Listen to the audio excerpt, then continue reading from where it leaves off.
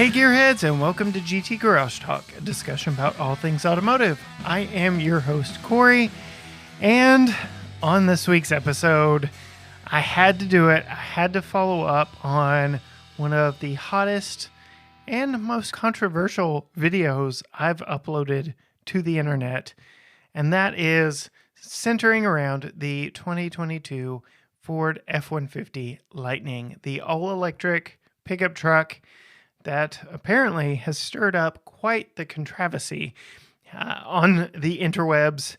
And I'm not alone in this week's episode because I am bringing on the host of Pickup Truck Plus SUV Talk, the owner, Tim Esterdahl, and we are going to talk about our shared experience, each having a week behind the wheel of the new Ford F-150 Lightning.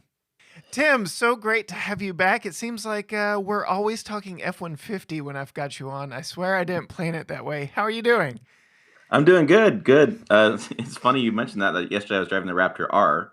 So you're talking about, just I've been thinking about Ford lately. I don't know, it just kind of works out that way. I'm not a Ford guy. You're not exactly a Ford guy either, but here we are talking Fords yet again. And the impetus for this conversation was we've both spent a week with the F-150 Lightning. We've both come away with some opinions, some final thoughts on what that truck is like, and I am absolutely sure I will pick your brain a little bit about what you can speak about on the Raptor R. I don't know what embargoes are there, but quick synopsis of what F-150 Lightning were you driving?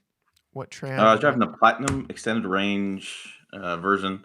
So the absurdly $96,000 price point of Yes. the vehicle.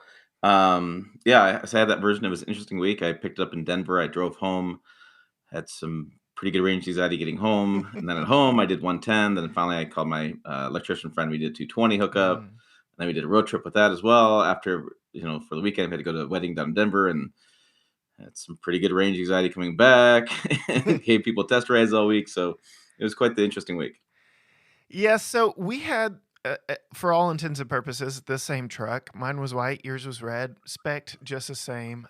Unfortunately, and you touched on this a little bit at the end of your video about how you can't get them. I went on build and price. We had a 22 model. You can only build and price a 23 model. Same truck, $100,000 now, 99 and some change. And I'm like, like you had me hook, line, and sinker with the driving comfort, the luxury, everything about it, and you go and build in price, and you're like, nope, not happening for me. It's No, I mean it went up $7,000 year over year. yeah, It just shows you the volatility of minerals, of battery production, of supply chain issues that really impact that truck. yeah. So in my time with the truck, I posted a short form Facebook and Instagram reel, and on Facebook, I think we're at like 12 million views now. It was pure and simple. I thought it was fun and innocent. It was shopping with my entire family, my wife, and my son. We went to the grocery store, we picked up some stuff, and I just wanted to show off the frunk, the Mega Power Frunk, as they call it. Did you cuss just then, or is that what you actually meant to say? Okay. Yes. I liked your picture of Frunk Ajar. And I was like, I've never had a vehicle tell me that before, but okay. But it was supposed to be just an innocent video showing off a feature that I'm surprised not many people knew about. And the hate, the vitriol, the personal attacks on me for my parenting skills, for the beverage of choice that was placed in the frunk, which my wife picked out, but I did enjoy. So we'll set the record straight there. I cannot believe just all the hoopla surrounding this truck. And I think your last video covering it, your summation, it was probably my thoughts exactly. I didn't expect to agree with you so much. I was like, man, I wanted to argue with him, and we will find a way to argue, I'm sure. But what was your experience putting all your content out in the ether? Yeah, I think I said in a couple of videos, there's no more controversial vehicle than the Ford F-150 Lightning right now. Well, maybe you could say Hummer, you could say other stuff, but I think the Lightning is really controversial. And I think what I was surprised with was the lack of or the gross amount of misinformation. Mhm. The people making assumptions on it. I mean, I during the week I took a couple people that I knew were not EV fans at all. They were Right. anti. They thought it was all a Democratic ploy to take over the world, all that kind of Yep. stuff. Yep. And what was interesting was once I showed them what the truck was, I could just feel like the anger was like coming out of them a little bit. Hmm. Like it was like, oh, that's all this is? Yep. Yeah. Oh, I thought it was XYZ and all kind of stuff. And they make all these thoughts on it. And it's interesting when people pick up on stuff. So I did a video on charging 110, and 110 charging is terrible. Took 4 Absolutely days, right? atrocious. And Yes. then I had all these conservative blogs, like actually had a couple of them pick it up and ran my story, Hmm. calling out Biden, calling it whatever stuff. And then I was laughing about it because I was like, well, the next day I plugged in a 220 and I just charged overnight. So I'm like, boy, that story didn't age well. Nope. It's like and I think that's the thing it's so interesting. I was just talking to the Ford F-150 marketing manager, and he actually has a Lightning, and him and I were at dinner. We're going back and forth on discussing it quite a bit. And for a while there, the AV advocates were saying you can only charge a battery up to 80%. Well, they just changed that now to 90%. Mm. So here we are a week later, and my video is already outdated. Wow. I think that's how fast things are moving. And if you're not paying close attention to the industry and not paying close attention to the vehicles, you're going to see some headline somewhere, and then that's your final decision. I had to charge. It took me 13 hours to get across Wyoming. That's it. The truck's terrible. Yep. It's always going to be terrible. The rest of its life's going to be terrible. And it's like I made the point many times, many people that we're in the Model T era of Hmm. electric trucks, and what and I made a joke at the end of my video, and I was really controversial. I thought about cutting it out about 16 times, but I said, it's all these people that are talking about, man, I'll never buy an electric truck in my life. Never Hmm. gonna happen. I'm like, well, you probably can't. Right. It's like It's unobtainium. if I'm sorry, but if you're 65 or 70 and you'll never buy one in your life, you'll probably be dead by the time one actually comes on the market with a reasonable price point, with reasonable range, and one you could consider buying. Right. And right now, I mean, I just saw a news story today that the Hummer sold out for 2 years. The Lightning's at least sold out for 2 years. I mean, I can't even, they're not even fulfilling 2022 orders. So, Right. this idea that you'll never in your lifetime buy one, you're right. You're absolutely right. And I also thought that the end of the story, I've talked to many people, and I didn't realize I created a lot of controversy on Facebook. I got a lot of text messages from it. But I think that the end of the story is, if you believe that it's not good for the environment, you're right. If you Right. believe it's good for the environment, you're right. If you believe Yeah. it's not the truck for you, you're right. If you believe it's truck for you, you're right. I mean, there's no wrong answer with this. It's Right. just a different, to me, it's an alternative fuel vehicle, an alternative choice, right? So I can't load that truck up and drive 5 states away with a camper and go camping for the weekend Yeah. easily. It's just not going to happen. It's But not that's the truck okay. for you. Yeah. It's like I think there's too much political gamemanship going on right now. Too many announcements and stuff. I mean, uh, I think it's very clear to me that EV trucks are just not ready. Right. I think I will say this differently. I think they are ready for customers who are going to use the truck in a certain way, but they're not ready for mainstream adoption. I think it was really clear. Right. I was shocked about the stuff I learned, and how the stuff I've learned over the years from different EV people I've interviewed was just not accurate. Right. They were like, well, every day you plug in and then you wake up every morning with a full charge. I'm like, you can, Yeah. you don't have to, right? And then they're like, well, 320 miles of range is great. That's just fine.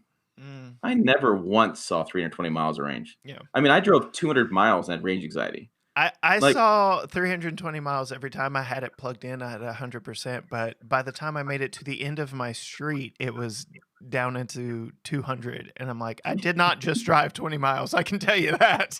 yeah, So, yeah. And they're like, well, it'll just tow just fine. I'm like, well, we've already seen the data and the videos from that. mm, It doesn't tow just fine. right. It doesn't. I mean, so it's to me, I kind of surmised it by saying it's an SUV with a bed. Yes.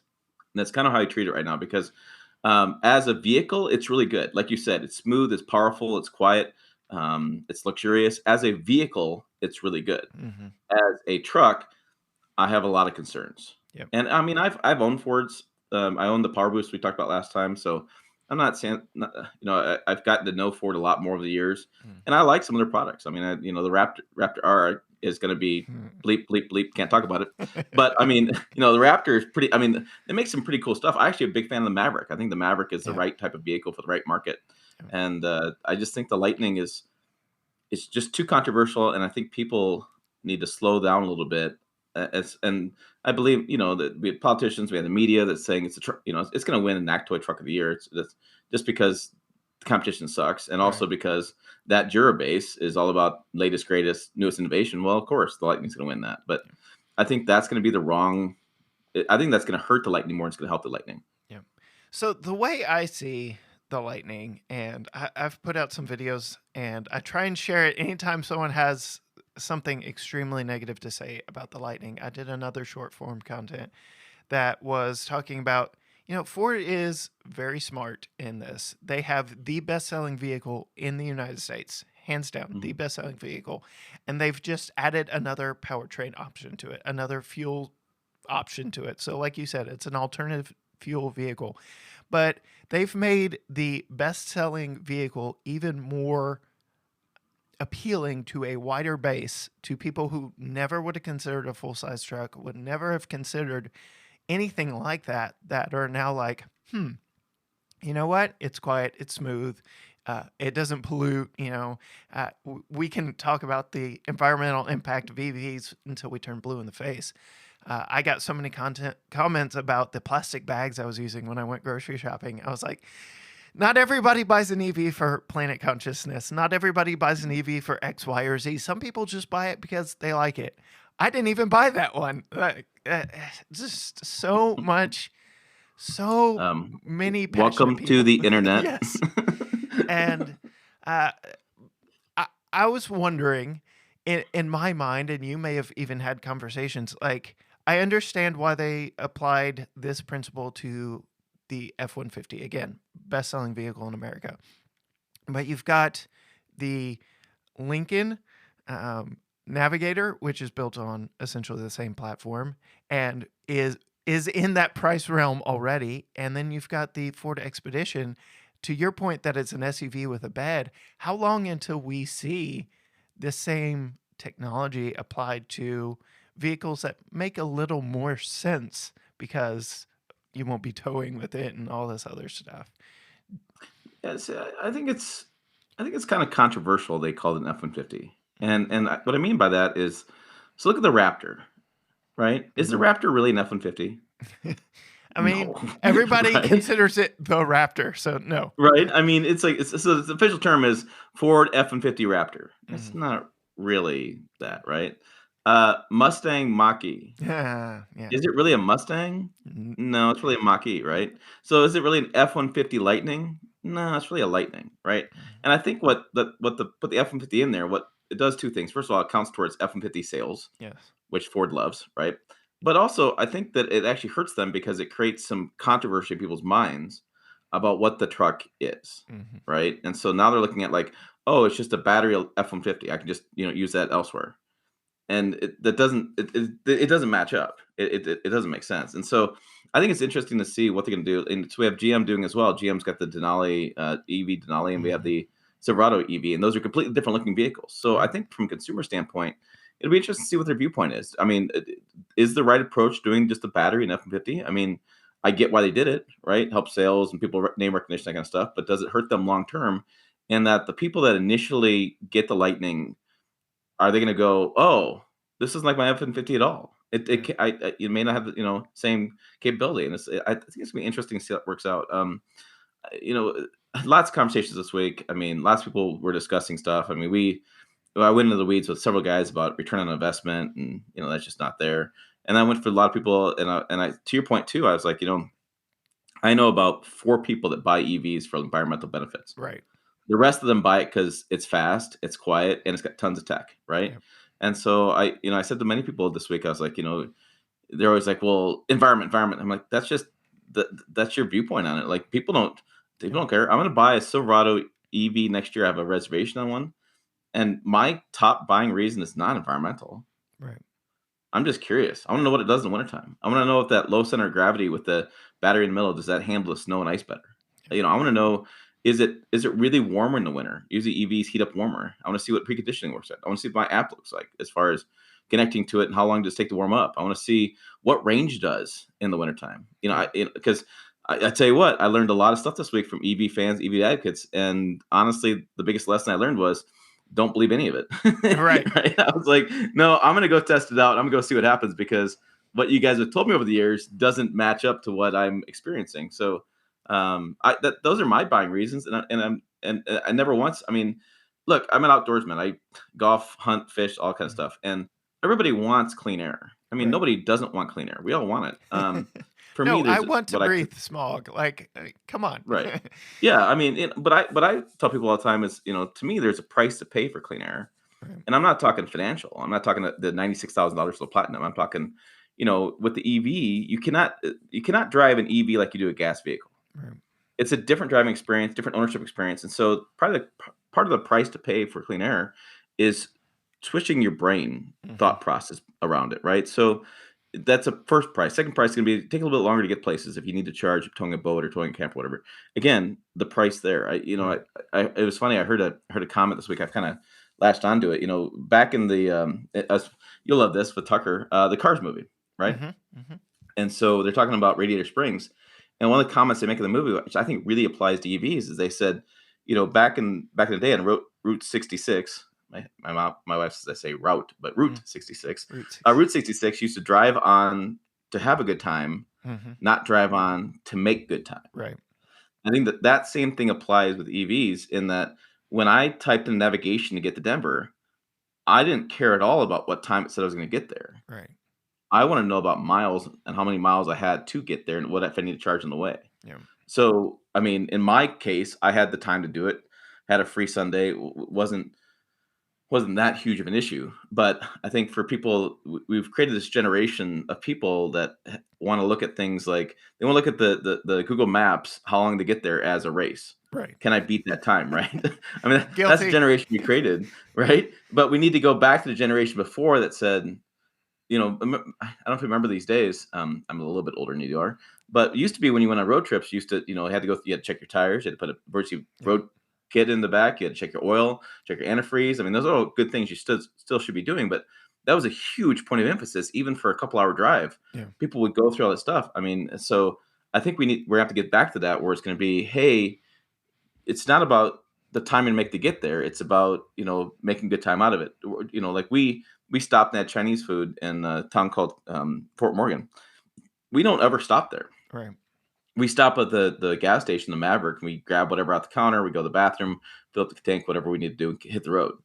And so it was interesting because I was like, "Oh, wow, this place actually exists." Like, it wasn't our favorite place, but it was something different. And so, but we had to change the mentality because we knew we wanted to charge. And so we just like, well, go have lunch. And so, and as chargers, expand, it'll be a little bit easier to do this. The only charger in town was at Walmart, so we had to drive over. And Right. and it's funny. Somebody said in the video, they said, "Well, you stopped at Walmart a couple times. I bought a coat. I bought a couple things. We bought lunch. Like, did you save any money?" And I'm like, "No." Yeah, that's a And I thought it fair was point. interesting because I think the assumption was from people that EVs were going to be cheaper to operate. And they are if you charge at home, Right. but they're not if you go on a road trip. I was shocked at how expensive Mhm. the fast charging network was. I spent damn near the same amount of money I spent on gas making the trip, and I had the additional expenses because I bought a coat. But I was Right. walking around Walmart, right? So I mean, you walk around Walmart long enough, and chances are you're going to pick up a few items you don't really need that you're going to pick up. Yep. Yep. So I did a little bit of comparison. My daily driver, which, given my line of work, does not get a lot of driving time anymore, but is a 2014 Chevy Cruze Eco with a 6-speed manual. Sticker says 42 mpg. I've gotten upwards of 50 if, I can hypermile it and do all that stuff. A whole lot easier when you control the gearbox yourself. And I did a price per mile comparison based off of my home charging, which 90% of what we would do would be home charging. And it was like 5 cents a mile in the F-150 and like 14 cents a mile at that current price of gas for my car. And I'm like, for that, I'm getting a much bigger vehicle, so much room. Yes, the purchase price is different. And I'm not going to, go flip my paid off 20 or 2014 car for a 2022 electric vehicle that costs nearly 100,000. That wasn't the point I was making, but to your point about cost of ownership and longevity and stuff like that, depending on how you use your vehicles, yes, it could be cheaper. Charge at home. It's always cheaper to charge at home. You can't fuel a gas vehicle at home. Some of my favorite comments were people like, "This is the government trying to make you reliant on them. You won't be able to get anywhere." I was like, last time I checked, we can't, as individuals, make gas. You can go out and find ways to harvest electricity, whether it's wind, solar, whatever. And I know how slow that is, but you can do that. You can't make your own gas as of right now without just all Yep. kinds of crazy chemistry going Having on some in your weird house. science lab and Yeah. blowing stuff up. So it's just, there are so many different ways you can look at it, but at the end of the day, you have to look at how you use your vehicle, what you expect out of a vehicle, and does that meet your criteria? To your point about road tripping, the first EV I had any length of time with was the Mustang Mach-E, and idiot me, like the day I got it, took it to the only semi-fast charger we have in town, plugged up for an hour, because again, semi-fast, and then headed out to meet my wife in Amarillo. Terrible idea, because the infrastructure between here and Amarillo, Texas is horrible. What was supposed to take 7 hours in a gas car took 14, and I had to talk my way out of a cash-only toll with like 5% battery left. Like I was sweating bullets on that one. But to your point, you just have to reframe everything about the trip. It's not a gas car. Don't treat it like a gas car. And oh yeah, the infrastructure is going to get better over the years. Yeah, I mean, Nebraska, right? So we'll be there in the year 2055, 75, I'm whatever, surprised the and we still number have the started Pony with a Express 2. driving. So, I mean, Uber up here is literally the man's name is Uber with a wagon. I Yeah. mean, so it's a whole different animal up here, and so I think that's going to happen. My takeaway was, I'm probably one or two public charging away from making a road trip to Denver a lot easier. The problem with Denver is a couple things. I'm at 3,000 feet. Denver's at 5,200 feet, but Cheyenne's actually at 6,000 feet. So you actually go up about 3,000 feet, you level off, and you go south.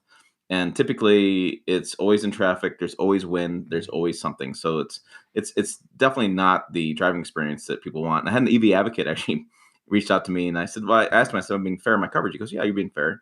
He goes, "Where are you living?" So I told him, and he pulled up a map between Denver and my house. He's like, "Oh my God." He goes, "I'd never own an EV there. That's like an EV desert. There's nothing charging." I'm like, "There's no. Yeah. You're going to the farmer's house. Hopefully he's got a welder or something, somehow hijack into that line if you had the plug that fits right." And yeah, so I mean, it's interesting to talk about that stuff, but I still think that public charging to me is not the real issue. What I think about more is private charging. And what I mean by that is I mean businesses and I mean housing, right? So, I ran 220 outside of my garage to be able to plug this in for overnight, right? So 220 charging, empty to full, which again, you shouldn't do. No. EVs, you never do empty to full. Again, not a gas vehicle, Right. but empty to full is 12, 13 hours, right? So, I mean, that's where you want to charge. And I was at home and I just plugged in and went to bed. It wasn't that big of an issue. But what I think about, like, all right, so if I have an EV and I want to go to Rapid City for the weekend, which is about 180 miles away, or maybe 190, and I get an Airbnb up there, Yeah. I What do you don't. do? My focus is, can I charge up there, right? I don't want to. I don't want to drive all the way up there and then go to a charger and sit for a couple hours or an hour or whatever it's got to be, and then go to the house and then have dinner and have a bottle of wine, whatever. I want to be able to get up there and enjoy my time, And so that's the last thing I want to do. And then we had another really interesting comment come up and really came up in my head. So, in my area, we go to Thanksgiving dinner or Christmas dinner, whatever, and it's a good 45 minutes away, hour and a half round trip in the winter, right? So my theory, I'd probably be able to get there and back without any problems. But let's say I get up there and have a low range battery, right? Or my battery I need to plug in. And I'm at my uncle's house, right? So, or I guess cousins, whatever. But the story is like, what do I do? Yeah. Do I ask him to let me plug in?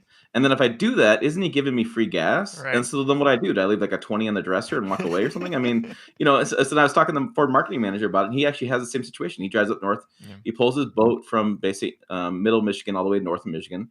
And he says his boat gets a little more range than a camper would, which makes sense, right? So a camper is a lot of wind resistance on the top of it. But he says his neighbor's got a welder in the garage, and he's converted the plug, and he just goes over and plugs his car in, or truck lightning in, and he basically gives the guy $20 Huh. every time because he's like, well, I don't know, and then the other thing, like you're the homeowner, you're literally giving your guests free gas. Right. So I asked in one of my videos, people were really commenting on it. They're like, is that rude or is it not rude? Like, where's the social norm going to be about that, right? So is it, if it's like if somebody comes over to my house, now I have a 220 and they want to plug in, how do I feel about that? Yeah. I would charge a going rate, man. Come on. Right? You know what? I'll put a gas sign outside my house, right, with numbers of the day, and put neighbors are gonna drop 13 love you. cents per hour now, or whatever. Now, what was crazy to me was, again, the only semi-fast charger around us is behind a lock and key at a dealership. Like, the infrastructure here in East Texas is not here yet, which makes sense and doesn't all at the same time. And so when Ford dropped it off, like, I had to agree that normal delivery protocols, yada yada yada, go out the window. I said, just bring it. I can charge it at home. I've got 240.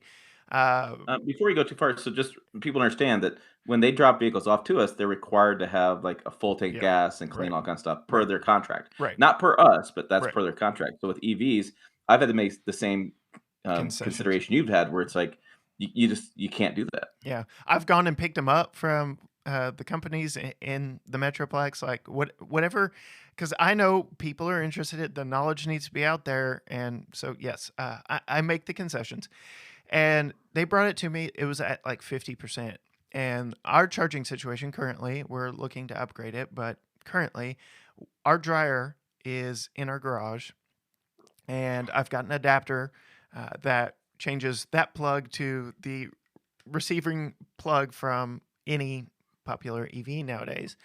And I plugged it in, and it was saying something like 24 hours at 50%. I was like, that's not going to work. And, after a little bit of time, it got ramped up. And part of it was the portable charger I was using to plug it in. And there's so many variables. And it's been a while since I've taken any electricity classes, and, amps and watts and volts and ohms. And it hurts. And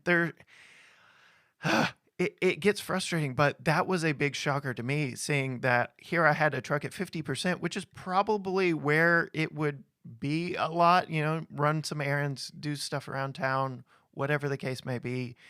East Texas, we're pretty spread out around here. Bring it back, plug it in. It's going to be charging for a while, but at the same point, I don't need it at 100%. People imagine that you're driving 320 miles every time you get behind the wheel of a vehicle. That's not the case. Like, we get hung up on this range number. Do you know the range of your gas Tundra? Like, how far you could get on the tank? Yeah, actually, because I've been asked this so many times. 425 miles, except for when the wife drives, like 375. Yeah. Because the thing is, like, that range number, that was another eye-opening to me, was I was surprised how many people looked at the range of Lightning and said, okay, that's what it's going to be. Right. 320. Like, we've known now that EPA estimated numbers are terrible, right? And that range is really a byproduct of your driving conditions, your driving habits, and, how much you hit the throttle, right? And so I was surprised how many people are now doing the math. They're like taking the Google Maps and drawing lines and saying, yes, I can just barely make it, or no, I make it for 20 miles range, whatever. Not realizing that 320 is not real world. Yeah. And I was surprised about that too. And interesting you brought the dryer, because one of my friends was like, well, just plug in your dryer outlet. He goes, plug in your dryer or your oven outlet. And I was like, first of all, I'm not going to pull my oven out every time I want to charge my EV. Like, I'm like, are you serious? Have you not pulled out your oven lately? Like, the ovens are nasty underneath the ovens, right? I mean, it's pizza crumbs, it's breadcrumbs. I mean, it's just, I'm going to have to swap the floor, mop it up. Second thing is, as you pointed out, is that so the plug is a NEMA 1450 on the Lightning. Right. And what that means is it's got one circle, two straight lines, or three straight Three lines. straight lines. Well, Yeah. what I mean by that is if you look at the NEMA plugs available on dryers, welders, and anything 220, Mm. and I think I saw a screenshot of it and I shared it. I think there's 40 different variants of that plug. Mm-hmm.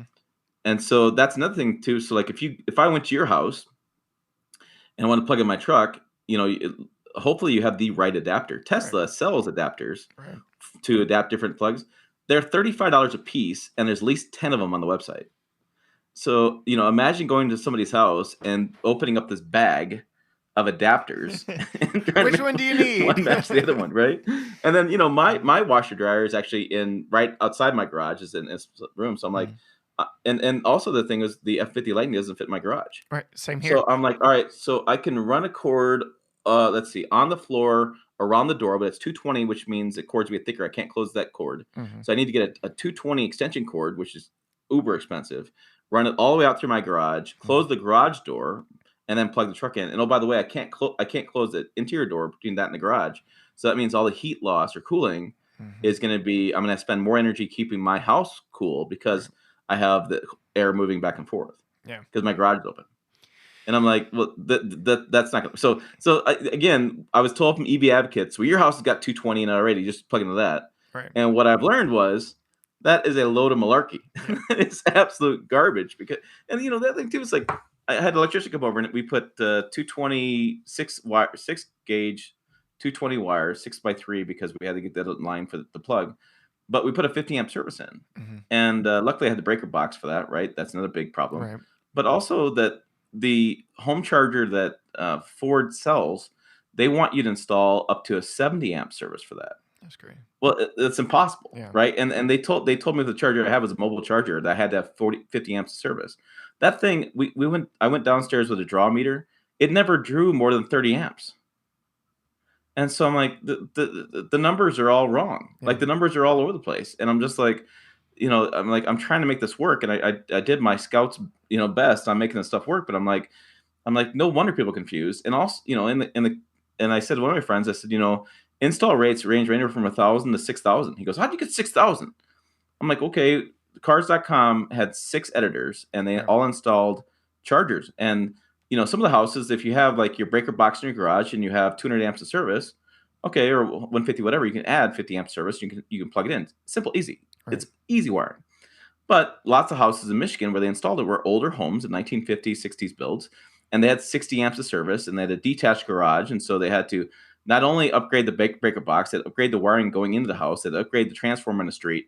Then they had to dig a hole through the trench to the yard, run new wiring out to the garage, put a new breaker box in that garage, and plug the wiring in there. Yeah, that's $6,000. Yeah. It's like this is not, and then so we have what I counted today. I think I did a Google search. There are 80 million people that own homes in the United States. That doesn't count the renters, the townhomes, the people that can't even do it. So, we're talking, what are we talking? 200 million homes, and they look globally. We're a billion homes that have to now figure out some sort of a setup to be able to charge a vehicle in the house. And then that's also taking into account all the infrastructure spending that not the government's going to spend. Right. The utility company in town is going to spend. So my advocate friends were like, well, if you need more power, the utility just bring it in, just put in more power. I'm like, yeah, charge me for it. No, they won't charge you for it. They're full of money. They'll just pay for it out of the pocket. I'm like, yeah. What company do you know out of their goodwill, their heart's going to put in, all this money and, we feel sorry for you. We'll go ahead and put this in. No, the local utility here in town is owned by the city. Mm-hmm. So I'm going to pay more in rates and more in taxes because if all my neighbors in the street put in 220 chargers and we start drawing more power, they have to replace the transformers in the streets. They have to dig up the wiring. They have to put higher gauge wiring in. They have to add more. They have to expand the power plant. This is not like it's just a simple like, oh, it's not a big deal. The utility companies are full of money; they'll pay for it. Right? No, that we're all gonna, again, the price to pay for clean air. Yeah. If everybody in your neighborhood has an EV and you don't, guess what? You're paying for their EV. Yeah, and you brought it up. Just my house was built in the '60s. It was not intended for EVs. Like that was not a consideration when this house was built. We've got some friends that just built a house. They don't have an EV. They drive an Expedition, and they thought, you know what, we're doing it now. We see the writing on the wall. they had a plug put in their garage just in case. They're future proofing. But that's where we are. Like, there's this breaking point of now we're starting to think about it in home builds. But look at, to your point, how many houses are already out there that you're going to have to retrofit, do something crazy with. I do And not here's my know. question. Yeah. So your friends future proof that for one Mhm. EV. Right. Most people in their houses have 2 to 3 cars, Right. right? I might have kids. I'm gonna have 5 cars here in a little while. In 5 years, I'll have 5 Mhm. cars, right? And so, are we gonna fight now over that one single charger? Like, the work It's I my did turn to yesterday. plug in because that happens with cell phones all the time. I've Yeah, taken so many trips with teenagers where they're fighting over, well, what percentage are you at? What percentage are you at? We're gonna get yeah. that way with cars, and it's yes, Yeah, I mean, can you imagine? So I mean, I put $1,500 basically in the house. So I have $1,000 of goodwill labor because I happen to know the master electrician, mm, and like $500 worth of supplies. And now I was thinking about when I was doing that wiring, I was thinking to myself, I'm gonna have to do this again. mm, I'm gonna have to have 2 plugs now. Now, I shouldn't, but because of my wife and I's driving style, whatever. But imagine I can imagine scenarios where both cars are dead. One person gets a charge. The other person thought, I charge honey on Tuesdays, Thursdays, and Saturdays. You charge on Mondays, Wednesdays, Fridays. I mean, you know what I mean? yeah, I mean, we're gonna have writing on the calendar what days you charge, what days you don't charge. Conversations about whose cars charge up more. And yeah, you could always run the eventually it'll be the local fast charger and right. get more charge in. But I'm sorry, my public charging experience, everything worked fine, it was slick as hell, but it's the last thing I want to do.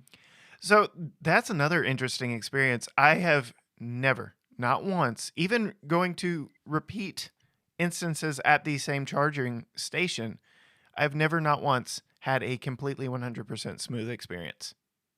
Mm. And either the first one I pull up to is broken, or uh, it stops charging after 10 minutes, or X, Y, or Z happens, and it is never a 100% smooth experience. Again, that road trip I took in the Mach E, Ford's navigation tells you where to charge, how long to charge, and yada, yada, yada, and plans out your route.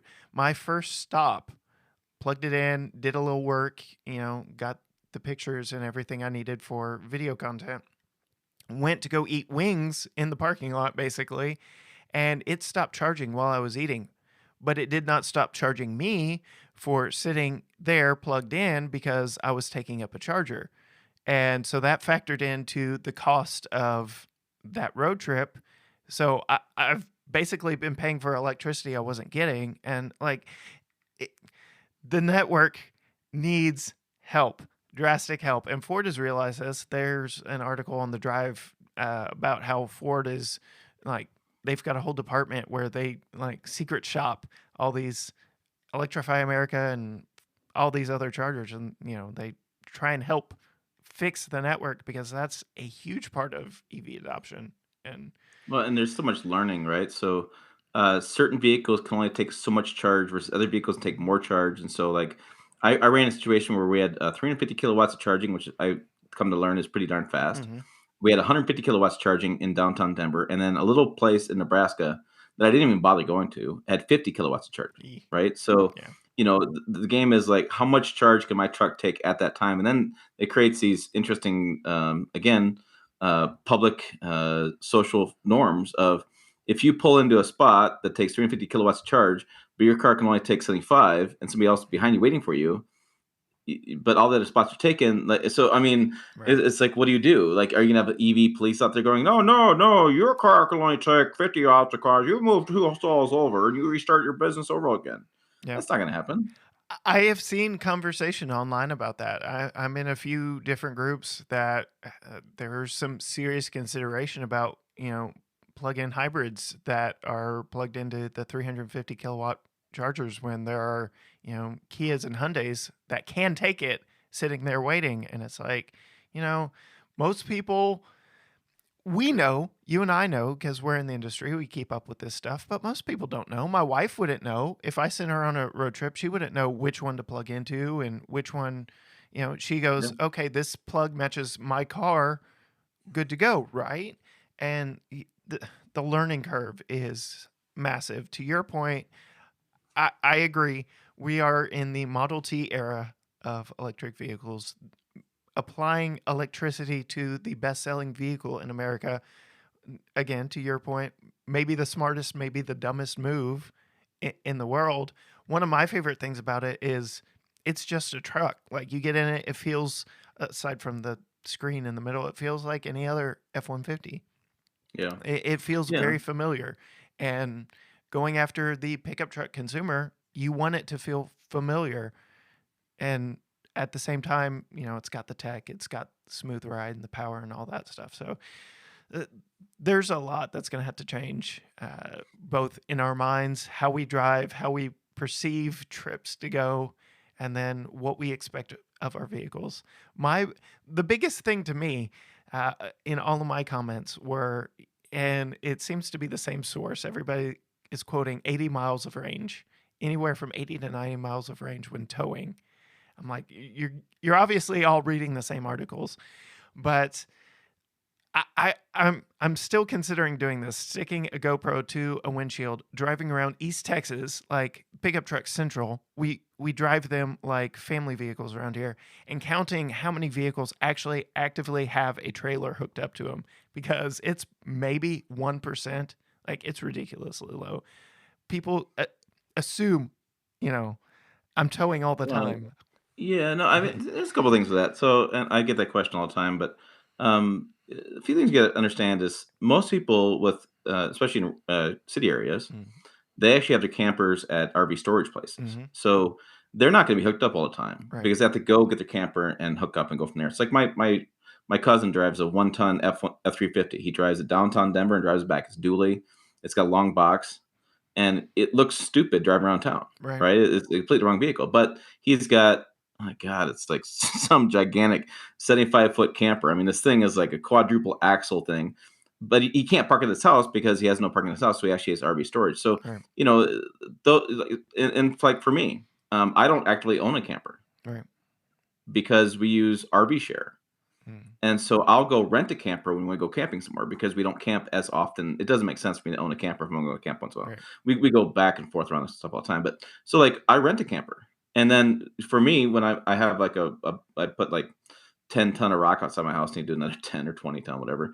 I just go I rent the camper, the trailer from Home Depot. Mm-hmm.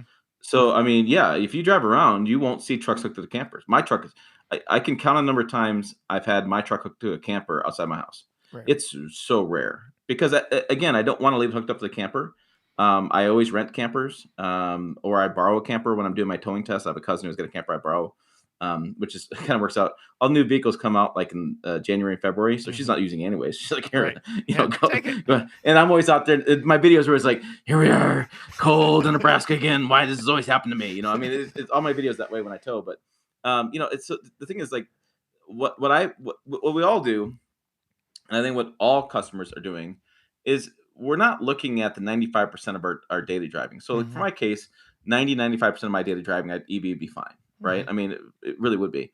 What we all do is look at that one-time worst case scenario, right? That's what we all plan for. And my managing editor Jill and I were discussing this live stream, and she goes, "Well, you'd be fine 95% of the time." And I said, "Yeah, I'd be fine 95% of the time, but what do I do with that 5% of the time? Yep. What do I do?" And then, again, my advocates were like, "We just go rent the truck." Well, I wrote a whole 1,000-word story on this. You can't, Right. because let's see, what I look at, the rental company. So the only one that has it is Enterprise, Mm-hmm. and they charge you extra to actually tow. It's in the Mm-hmm. agreement. You have to pay extra per mile to tow, and that is if they have a truck that's available, Right. right? And they typically don't have things available. Turo says, if you're using a truck, you cannot tow or take it off road, which I thought was hilarious because this guy in Colorado, he's buying Tacomas and 4Runners and starting an off-road business on Turo. And in the agreement, in their term service says you cannot take vehicles off-road or tow with them. So Turo is not an option. That Home actually may be Depot, smart they for don't. him. Yeah, who wants to drive around a big orange truck with 1995 on the Yeah. side of it, right? For Yeah. Home Depot, right? But Yeah. also, Home Depot doesn't allow you to tow. They literally said in the agreement that they don't have a fifth wheel hitch on these things, that you can bumper pull if you bring your own equipment, and they really, I mean, it's really discouraged. Right. And so, I mean, because towing is a is a unique aspect of driving, and not everybody's comfortable with it. And there's a lot of more accidents that happen when you're towing. So I get it. So, it's funny because I threw it back at Jill because I went to Chicago. Mm-hmm. There's no Enterprise truck rentals in Chicago at all. Yet she has to go up to Milwaukee to get an Enterprise truck rental. And it says, okay, so how do you get your camper from Chicago to Milwaukee? Like, you sure as hell aren't getting the horses and, Right. yeah, let's go. You know what I mean? I mean, yeah. So, I mean, yeah, I get that a lot. I mean, and then the other thing I tell people, like, I remember an EV friend advocate and I we were going at it in my live stream one time. And I said, okay, well, so you have a 4-door sedan, or 4-person sedan, right? He says, yeah. I said, okay, what's in your trunk? He goes, what do you mean, what's in my trunk? I said, well, do you It's a very have gear personal and cargo in the question. trunk? And he goes, well, no. I said, well, then why do you care what's in the bed? Right. The truck's trunk is the bed. Your car is the trunk. I said, do you carry 4 people in a car all the time? Well, no. Okay, so if I drive my truck around by myself, nothing in my bed, what the hell is the difference between that and your sedan with 1 person, nothing in your trunk? Well, it's just totally different. It's just the use case of the truck is terrible, and you're just not using the vehicle for your needs. I'm like, yeah. So here's what I need to do. I need to go spend my $75,000 on my new full-size truck. Then I'm going to go spend another $60,000 for some EV sedan, so I can drive the EV sedan around when I need to use it for that business case, Right. that usage case. And I leave my truck parked. Like, come on. And it's like, people are going to buy vehicles for a variety of things. And there's no better utility vehicle out there than a truck. You can do whatever you want. You can tow, you can haul, you can not tow and haul. You drive around empty all day long. You drive around full of people. You can do whatever. It doesn't matter what you want to do. You can do it with a truck. The answer You to can't do all it. question. I still have never seen a Honda Civic with a 5th wheel hitch towing a 50-foot camper. I don't know why. I just haven't seen it. No, the answer to all questions was my press vehicle from last week, and that's Mazda Miata. Oh my goodness. I had so much fun with that car. And I was like, it's everything I need. I don't commute. Like, it's just me. Gets great fuel economy. The Miata. I mean, the Miata is everybody. When I started in this business, I learned quickly that the Miata is like the auto journalist's dream car. Mm-hmm. It's like if they could build a brown station wagon Mazda Miata, everybody would lose their crap over that, right? Yes. I mean, it'd be, oh my god, it's the greatest thing ever! I just freaking love this thing, right? So I went to a track event, and I had never driven a Miata, and there was one sitting there. So I was like, all right, I'm gonna drive this Miata, and I in no business, I don't cover this at all. I was like, I'm just gonna drive it, and Mazda was fine. They're like, go for a drive, whatever. They're just standing around talking, whatever. And I'm driving this thing around. I'm thinking to myself, this is a cheap, inexpensive convertible with low tech, with good driving dynamics. That's what it is. I mean, it literally it hasn't changed since 1992 or whatever, right? It the business case man hasn't changed, and people love it, and yet it's just soldiers around with the sales and keeps they sell 5,000, 10,000 a year, and they'll sell 10,000 next year, and they don't have to do anything to it. I think they did one special anniversary edition of it in the last 10 years. And that's it. And they're like, oh, maybe we'll give it a USB plug this year. Oh, it's an upgrade. Great. Fantastic. Right. And then the other spectrum, these Lightning just got like, oh, we're going to do here is we're going to put like 47 USB plugs in the front and the rear. So that way, if you want your crock pot plus your plug-in kegerator, you can power all that stuff up and have a grand old party. It's such a difference in vehicles, such a weird place to be in the market right now. Which is proof, to tie this all up with a bow as we near the end, there is a use case for every vehicle. There is a vehicle for every use case. And in Ford's summation of it, there's an F-150 for every use case. So if you're not towing, if you're not going off-road, if you're using your pickup as a family vehicle, you and I both agree, F-150 Lightning, all day, every day. As long as you can charge it. As long as your lifestyle. I mean, there's some more caveats there, but yeah, I mean, the Lightning does work. I made it work for my family, my life. It does work. It's just different. It's different. Yeah, and then if you want to go off road mildly, get a trimmer. If you want to go off road fast, get a Raptor. And there is an F-150 out there for you. You spent a year with the EcoBoost with the Pro Power on board. There's a use case for that out there. You ended up charging or using the generator function of that truck for your house, did you not? Yeah, a lot of power. Yeah. That's so crazy. I mean, legit. People are like, "Well, you can power your house," and like a couple days later, I literally lost power. I was like, "All right, let's do it." Yep, there you go. So, for me, Ford was smart starting there. And I am anxiously waiting them applying all that same tech to something with a Lincoln Star on it, because the price point justifies it. They're uber luxurious. They're getting there. I mean, we spent a week in an Aviator and we're just blown away with how far that brand has come. So there, I don't know. I am very interested to see. I know they're having a hard time keeping up with production on one. So, adding multiple lines is just going to be a logistical nightmare. But I'm waiting to see more vehicles with that same tech and that same design philosophy. Yeah, I'm waiting to see after the initial rush what the conversation is like with EVs. I think when the Lightning first came out, there was a lot of hoopla about it. And I think what we've seen from different towing tests, from different articles, different things, it kind of has diminished a little bit. I've had people tell me to pull reservations because all of a sudden they're watching videos like, oh, this is not what I thought it was. Yeah.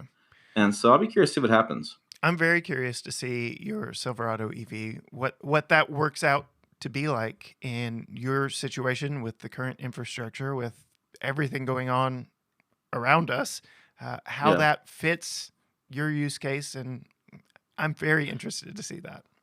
I'm very interested to actually see if I get it. That's where I'm at. They're like, oh, it's gonna be here in 2024. I'm like, I bet you it's not. Maybe. I'm up there right now. I'm not budgeting for it being here. Right. I'm not like all of a sudden, I'm gonna make. No. I'll be curious. I mean, it's 400 miles of range, so theoretically it's 80 miles more. Theoretically, which turned out to be about 30 miles more. And so, yeah, I'm just curious. And I think the thing with Silverado that makes it so much different than Lightning is the way they're positioning it, the way they're marketing it. It's just different. They're not trying. So I'm going to be curious what the hate is going to be online with that Silverado. If it's people getting the same hate because it's not, because it's so different. And I think it's really going to show whether you're right or I'm right, or maybe we're both right or maybe both wrong. Doesn't matter. But it's going to be interesting to see what people look at that versus F-150. If their thought process is different because it looks so different. Yeah. All right, Tim, where can people find you and all that you do and keep up with your EV story when and if that Silverado ever shows up? Right. So check us out at pickuptrucktalk.com. Made it as easy as I could. Pickup truck talk. I mean, I know my audience. Simple. Get it done. Keep it simple. So, and Pickup Truck Talk on Facebook, Twitter, Instagram, and also on YouTube. If you go to the website, you can find all the information there. Well, Tim, thank you so much for joining us, talking a little more F-150. Sometime we'll talk something else. Maybe when you get that Silverado, we'll talk Chevy, because I've got my bow tie back there, so I'm Chevy all the way. So, and there you have it. I am so very grateful for Tim coming on and shooting the breeze with me. Honestly, when I originally pictured him coming on to talk about the F-150 Lightning, I really thought there was going to be a little more butting of heads or disagreements and kind of the old school way of thinking and the new school, give me all the tech way of thinking. But it turns out we agreed a little more than I thought we would. And I mean, yes, it is a very controversial pickup, but he made some very good points about, we're just at the beginning. And we're along for the ride to see how this technology evolves over the years and what new things are created and adapted for the future use in clean, quote unquote, clean energy. But as always, I am incredibly grateful to my guest this week. Thanks so much to Tim Esterdahl. You can go check him out at pickuptrucktalk.com and go find him on Facebook and YouTube and Twitter and Instagram and TikTok, all the things. We will put links to his website and his YouTube channel down in the description below. And then as for us, you know where to find all of our stuff. Just head on over to gtgaragetalk.com, Facebook, Instagram, TikTok, Twitter, YouTube, at GT Garage Talk, all that fun stuff. Until next time, gearheads, bye.